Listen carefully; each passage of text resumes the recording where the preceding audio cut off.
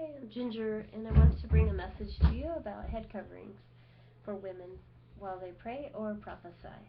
I'm reading from this version. It is the 1560 Geneva New Testament, and it's coming from 1 Corinthians chapter 11, and we'll start with verse 1, and I'll read about 15 or 16 verses, and then I'll look up some words in the Greek and go over what the meanings are.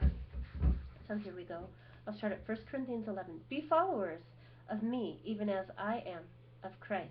Now, brethren, I praise you, or commend you, that you remember all my things and keep the ordinances as I delivered them to you.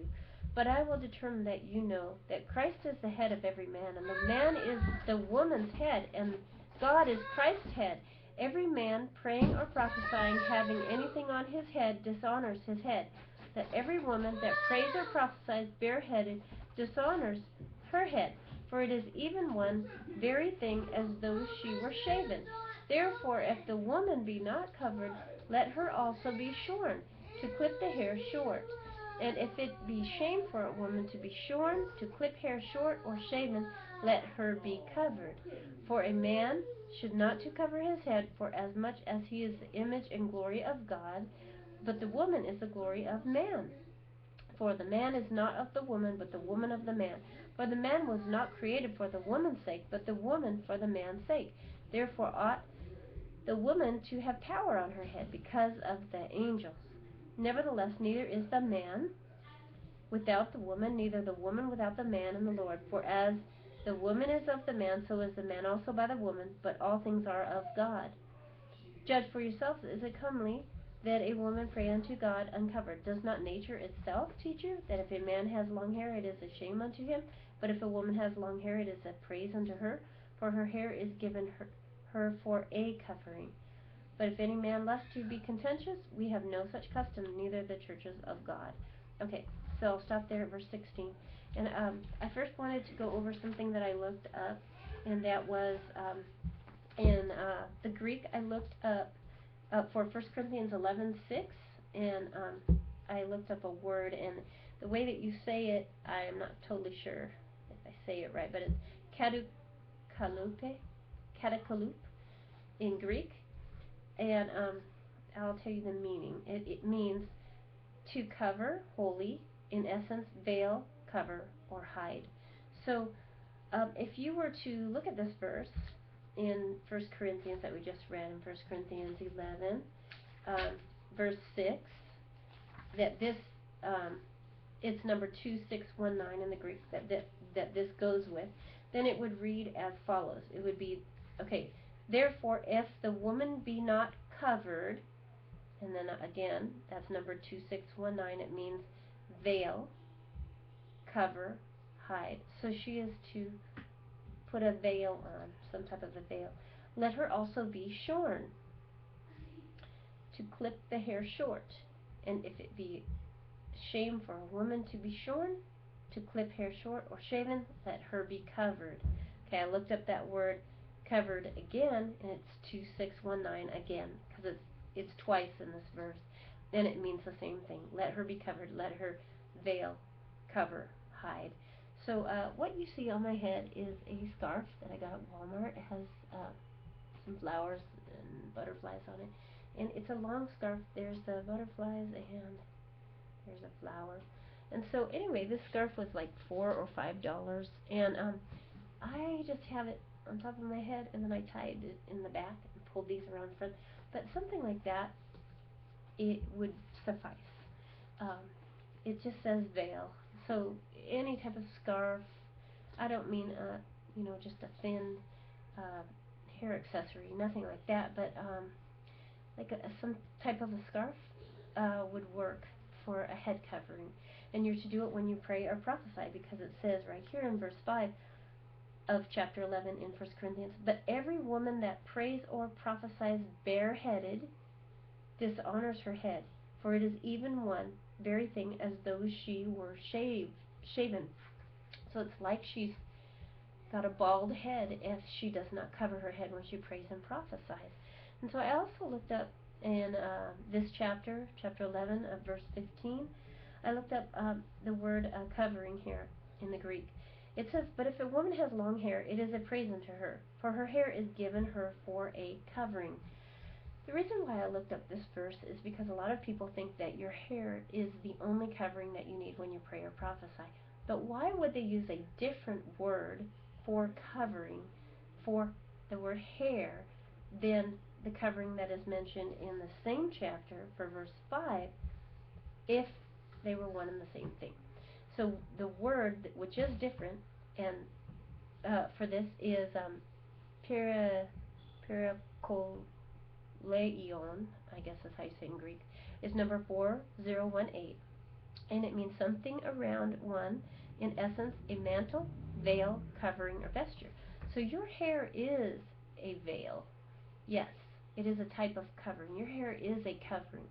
But it is not the only covering that you are to have on your head if you are a woman when you pray and prophesy. A man is not to have a hat on or a veil or anything on when he prays or prophesies, the word says.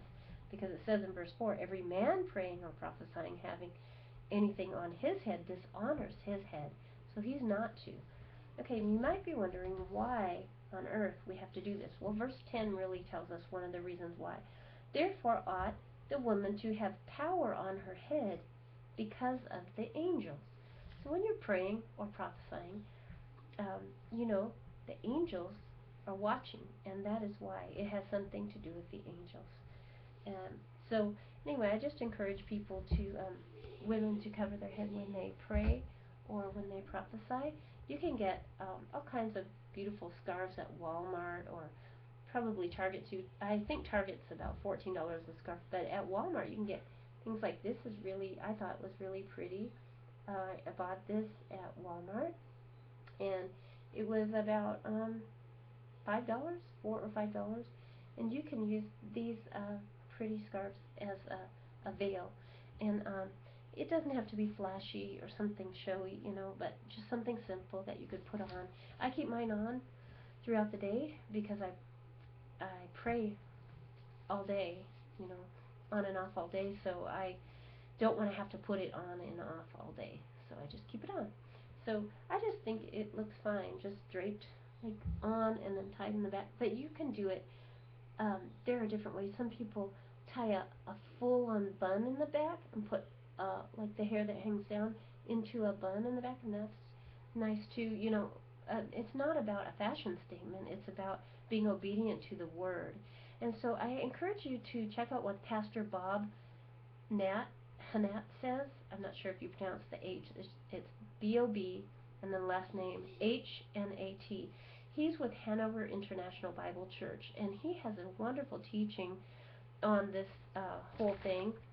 If you wanted to check it out, you can also go to Head Covering Movement on Facebook, and he has an article on there, and he covers a lot of interesting things. He covers you know, the present, indicative, passive in verse 6, which is covered, and then the present imperative passive for verse 6 of 1 Corinthians 11, let her be covered, and then the present infinitive passive, to be covered, verse 7.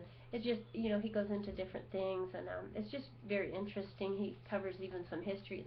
This is coming from him. It says, a Hebrew Christian woman and a Roman Christian woman would acknowledge readily to cover her head, but a Greek female convert might entertain some questions. Still, under divine guidance of Abba Father, all women should bow to the injunction. All women should cover their head when they pray. And then he goes on to say the head covering on a woman is the symbol of God's authority, and this authority, you know, is something that's mentioned in the Word in 1 Corinthians 11. If you caught it while I was reading it, it's just interesting the reason behind it, and it's kind of interesting that he left us those answers so that we wouldn't just sit and scratch our head and wonder why. But if you read in verse, it says here in 7, for a man should not cover his head, for as much as he is the image and glory of God. But the woman is the glory of man. Woman is the glory of man. For the man is not the woman, the man is not of the woman, but the woman of the man. Eve was taken from Adam's rib. For the man was not created for the woman's sake, but the woman for the man's sake. So we are the helpmate for the man. The woman is helpmate for her husband. Therefore ought the woman to have power on her head because of the angels. Nevertheless, neither is a man without the woman, neither a woman without the man in the Lord. For as the woman is of the man, so is the man also by the woman, but all things are of God. Okay, so just talking about, that the woman was taken from the man, but you can't have a baby unless it comes out of a woman, right? Unless it was the first man, Adam, that was created by the hand of a father, right? Okay, so anyway, just wanted to go over that a little bit. And then also Pastor Bob talks about the source of, well, let me back up. It says the word tradition, also translated ordinance, actually means something handed down or given over. It's related to the word to deliver, meaning to hand over. So he's talking about 1 Corinthians 2.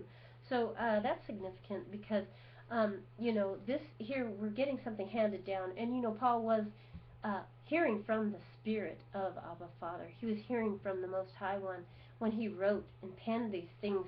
It's an inspired word. And so when somebody says, oh, you follow Paul, well, actually I follow the Word, and it was inspired by the Spirit. So we have to pay attention to that. It says in 1 Corinthians 11:1, be followers of me, even as I am of Christ. Now, brethren, I command you that you remember all my things and keep the ordinances as I delivered them to you. So we need to keep these ordinances, okay? It's not an option. It's not if you feel like doing it or not. It's something that we are told to do. And he spends a whole, basically 15 or 16 verses on this topic. So it's not obscure. It's something that we need to pay attention to. So women, please cover your head when you pray or prophesy, because clearly your hair is something different from the head covering that you are to have on when you pray, as we just looked in the Greek at the two different definitions for that. Thank you for listening. Have a blessed night.